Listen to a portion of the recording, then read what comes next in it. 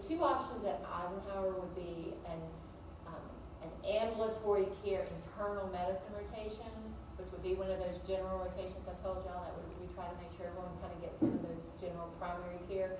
It is a very intense rotation, very challenging. Everyone who comes out of that loves it. They feel like they really are so much better. So they have the opposite. They have that internal medicine, then they have a critical care. So that would just be more of a traditional critical care in a hospital, probably more like a community critical care. But Cody is a popular preceptor, and I think people tend to really like being with him. Jamie and Chelsea are new. We haven't had any students do rotations with them yet. This is new availability for university, so I'm not 100% sure what those look like, but they're good. Tram is at the VA. She does critical care. It's probably more surgery focused, so we talked about surgery versus medical ICU, so if you kind of wanted something that was maybe a little bit more surgical based, that would be a good one. This general clinical from doctors, that's one of those that would count sort of as one of the, it's sort of maybe not as, I don't really know 100%, it's probably a little bit of operations, but it's really considered a general clinical, so that's kind of one of those general rotations that we're trying to make sure everyone gets at least one of. Okay, I'm not going to go over this again. We did add Taylor Childress. She should show up today or before you have to turn in your all your choices by tomorrow. She was not originally on the list, but this is a new one that got left off. We already talked about all the VA rotations. These two down at the bottom, this is the one that is the internal medicine at Eisenhower. It would be David Bookstaver. Would be, if you want to go to Eisenhower for that outpatient internal medicine, you need to pick David Bookstaver. I always tell y'all to try maybe not to be so specific in your choices, definitely not in the time frames. I would not, unless you have something very specific, you want something in a certain time, like drug information is probably better early on than later. But I would try to avoid too many time frames, because if that is not available during that time frame, it's just going to skip and go to your second choice. So I'd probably be a little careful about that. But if there is a certain preceptor or specific rotation, like if you want to do the burn, you really do need to pick Lisa Smith. Or if you really want to do that internal medicine outpatient at Eisenhower, you need to pick David Bookstaver, because otherwise you might get one of the ones available at AU. When you choose the rotation site, and then when you go to educator and there's only one option, even if you choose that option, it won't make a difference, right? It won't. If there's only one choice, that's the only one offering that specific rotation. So in that case, it wouldn't matter either way if you picked it or not. Katie, did you have one? I did have a question for, as far as interviews go for like residencies and even jobs in the spring, do you think most preceptors are very lenient with that, or do you have any recommendations if we should try to get something during that time period versus others? Say that one more time. Do you have a specific, is it good to have a community during that time, or does it not really matter, or do you think most sites are pretty lenient with that? Yeah, I probably wouldn't do the time frame. And AmCare is probably the worst one to do, because clinics are usually only open so many hours a day, so it's kind of hard to make up time. A lot of people will let you make up time with projects and things like that. But if you were on your institutional, or if you were on your community, or if you were on a rotation that's easier to make up, like at AU, they're open 24 hours a day, you come in on the weekends, there's a lot of opportunity to make things up. And one thing I'm going to really try to do this year, I didn't do this necessarily last year, it only affected a couple of people, because y'all usually do 5 acute care, you tend to have 1 or 2 in the beginning before mid-year. But a little bit of a problem is that a lot of the super specialized acute cares want you to already have something else before they get you, so they tend not to give availability for the first couple of rotations. I am going to try to make sure everybody has at least 1 acute care. Not that it matters. Y'all don't have to worry about residencies like, oh, I really want to do critical care, but I didn't get a critical you're in a general pharmacy program, make you general practitioner, even next year, it's gonna be a general PGY 1 year. So that doesn't matter, they're gonna look at all your rotations and say, oh wow, she's got this, this, and this, so that's fine. The one advantage of having one acute care before mid-year is that it gives you some of those experiences that you can talk about during a residency. So I am gonna try to make sure everybody gets at least one of their acute cares before mid-year. So just so that you have some experiences to talk about, I think that is valuable. Okay, and yeah, Brielle, did you have a question? So then when we print off our rankings, do you want us to specify if we plan on doing the residency or specify if we plan on not? No, I'm gonna try to do that regardless. The one thing I want you to do on that sheet, and again, this is totally not required, I just think it's a good idea, but if there's something like, you know what, this is the one rotation I really, really wanted, you know, I would like to know that kind of thing, because if, you know, if I had one person who got 4 critical care, and they really want to do MICU, but they got the burn unit, and you wanted the burn unit, but you didn't get it. I mean, if I know that kind of stuff, it makes it a little easier for me to flip people back and forth after that initial spin. But again, it's not required that you do that. Okay, so that's the David Bogue Saver. This is another new one, and we haven't had anyone go here yet. And so it will be it'd be interesting to see. We originally had it listed as a community, but now it's listed as an AmCare. They were trying to really develop a program. Pranam Gandhi, he actually is the husband of Arpita Gandhi, who is our oncology clinical specialist at the hospital. Now she just left. She's going to go work for Cerner, so she's not going to be available for us this year. But this is her husband. So it's actually a pharmacy attached to like a primary care center. So they do both. I was a little concerned, like, are they going to be in the pharmacy the whole time, which would really be more like a retail, or are they actually going to be seeing patients? So this is the first time that we've offered it, but it does look like it has a lot of potential. So we're going to try it and see. So if anybody is interested in that one, he is really wanting students. So it'd be nice to have at least one person go out there, and then we can kind of adjust it from that if it looks like it, you know, depending on how good of an experience is. I did go out there, and it's a beautiful building. It's got a lot of offices. There's physicians there. There's other healthcare providers. So it's kind of all in one. Okay, so these are your options for a true community experience. I had this in red for Brian Thompson. He's at Kroger on Columbia Road. Because he did not have availability in, I just talked to him yesterday, and he is getting his sheet in, so you should be able to find him before tomorrow. He said he was going to turn his sheet in today. So we have a couple of Kroger. Warren Kohler is actually the husband of Tara Kohler, who does the ambulatory at AU and GI. He is a great, great preceptor. Everyone loves him. He gets nominated Teacher of the Year a lot. So we have those. Did someone over here have a question? I was just asking Brielle because we both work for Kroger, but I would just ask her, like, since I work for one Kroger, I can't rank any Krogers, right? We try not, if it's somewhere that you work, don't rank that as your choice, because you really do need to see something different. So don't rank, if you work at Kroger, don't rank with Kroger for your community. We do try to change those up, yeah. Okay, we have a couple of Walgreens listed here. Walmart is new, so we haven't had anyone at this Walmart. It's the only Walmart that we actually have.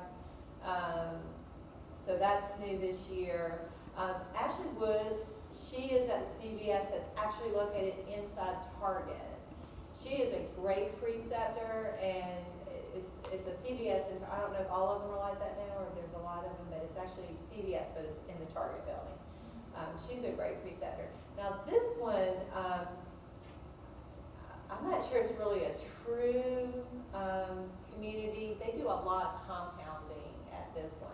And they probably do a lot of compounding at Medical Center West and at Barney's. So if you do want to get a little bit of compounding experience, those would probably be the best ones to do that. Kendall? Angela, did you have a question? I was just gonna say the custom pharmacies. I was just gonna say the custom pharmacy is under like electives to do the indirect compounding. Okay, It's good. not under. Okay, so I actually need to move that to, Mhm. it's probably more of a compounding. Yeah, I did my first year IPPE there, so if y'all have any questions about that one, I can answer those. What did you think about it? Did you feel like it would be a good? It was very slow, but if you're into compounding, it was nothing but compounding. We didn't have any like And it's not really drugs. a pharmacy. They Yeah. have a little bit, tiny bit of stuff Yeah, maybe, yeah. but it's not like a pharmacy. But, I mean, we did capsules, we did lotions, creams, gels, all kind of stuff. So What was it called? custom pharmacy. Custom pharmacy. So I probably need to move that one down to the indirect, so that's really probably more of a, So that's a not true. a community. No. It wouldn't- I wouldn't choose that. If you did that, you probably need to do one more community. So if you really want to do community as your career, that's fine to do 2 communities. Just make sure one's more of the traditional and then, yeah. Sarah? I'm at Barney's Peach Orchard, so I was just gonna say, if you guys have any questions for me about Peach or Furious Ferry, I can speak to that. Peach has the big compounding lab. If they do anything at Furious Ferry, it is probably just like magic mouthwash. Also Bobby Newsom is Andrew Newsom's husband, just a fun There's fact. a lot of couples. Yeah. I haven't noticed that. I found that out the hard way. I was like, oh, Newsom, and my mom was like, oh, Andrea. And I was like, who's Andrea? Even in the class, yeah. I didn't know that at all. Okay, so, yes, I think any of those would be, really good choices, so. But the Barneys, they're like nationally known, they get lots of awards for their innovative practices and the kinds of things that they're doing. So if you wanted to see something like that, I mean, it really is, they are doing a lot of stuff. They do long-term care stuff there, they do compounding stuff. We have specialty, I see. Specialty Yes, down pharmacy, there. yeah. All right.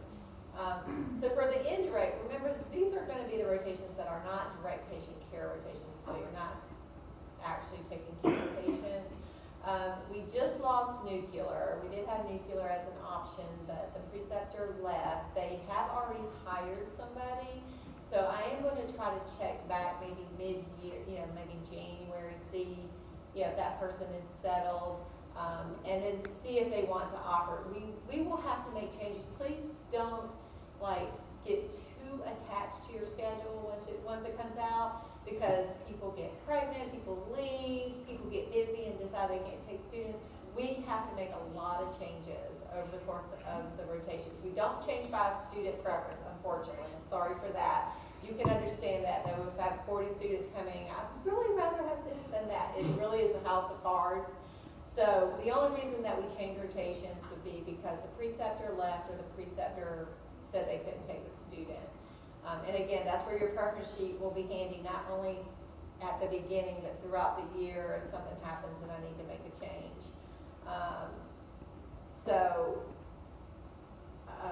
I said that to say that maybe nuclear will be available towards the end of the year if they decide they're ready to take students again. That is totally a non-patient care. They're actually in our backyard here, so if you just walked across the parking lot, that's the building for nuclear pharmacy. So you don't see patients. The hours are crazy, but some people like that. They come in like at 4 o'clock in the morning and then they get off at like 2 o'clock or 1 o'clock in the afternoon. So yeah, it is not the same. It's always a little bit different. So if that's something you like, that might be rotation for you. But right now that one is not available, so you will not see that one. I left it on there because I don't want to forget to go there and get it back in the loop, because there are a lot of people actually wanted to do that last year. The practice management outside, you do have the option to do management or administration with almost all of the AU managers. Jennifer Blanchard, again, I told y'all she got Preceptor of the Year last year. She is phenomenal as a teacher and as a leader. She's a great role model. So if you are interested in doing it, I would highly recommend to do it. And Lee Bell is the clinical director for the VA. She also is very, very good. So those are both options for you there. The entrepreneurship, there are several. I don't have them all listed here. So if you're in that entrepreneurial track, there are certain requirements that you have to do. If you're in that track, you probably will only get to acute care because you have so many other things you have to take. So I know David Pope is one. Anna Turner, I think, offered something for entrepreneurial, I think, Stanford, in Athens, Stanford, I think, is it Stanford? Stanford. I think. So those things are already preset. You'll have that already assigned to you because you're in that track. So that's probably not one you would just sign up for unless you're in that track.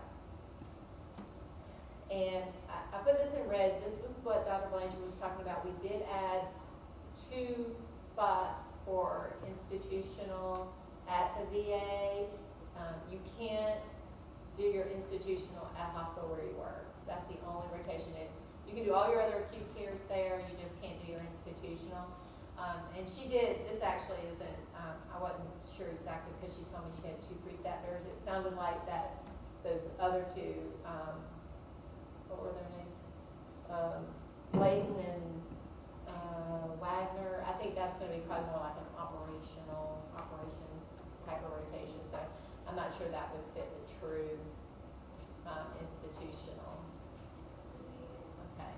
And I was very happy that most of the outside hospitals sent me a description of all of their rotations. So I just added those at the end, exactly what they sent to me. I didn't alter them in any way. So you got the information for the Doctors Hospital. These are the ones for University Hospital. Eisenhower, I don't have the one for the critical care. This is just for the internal medicine outpatient. So that'd be an AmCare experience. And then this is the one that Dr. Clemens sent me. Okay, so I'm sorry this was so piecemeal. I didn't realize y'all only had 1 week to make all your choices, but hopefully you got a better sense of what's available and a little bit of how they might be different. I'm happy to answer any other questions y'all have. If not, we can get ready for the Friendsgiving. So, Dr. May, Yes. for those of us in Athens, can we just email you our preferences? Oh, absolutely. Everybody can just email. I mean, you don't have to write it, but if you're here and you want to handwrite something on there. But if there is anything that you really, really want or need, like I'm getting married in December, I'd really like to have that as my month off. Just make sure if there's anything super important to you that you communicate that to me. If you want me to try to look out for it. Again, I can't just make changes, but I have to make something anyway. I'll try to do that. But definitely just send me an email. And you guys in Athens, we'll have an orientation for you when you get here. Make sure you're up to speed. You'll have a lot of mentors in the class, and I'm sure will be willing to kind of help you navigate the hospital and making sure you have everything you need. We definitely don't want you guys to fall through the cracks. So I'm definitely your contact person, so if you need anything, you have my cell phone. I gave y'all my cell phone number yesterday. I'll give it out again. It's 803-474-3764, and y'all can text me anytime, if you have a question. My office number is 706-721-4450, so if you're in Athens and you just want to try to catch me in my office, that's fine, or you can email me if you want to talk a little bit more. Was it 4764 or 3764? My office number is 706-721-4450. My cell's 803-474-3764.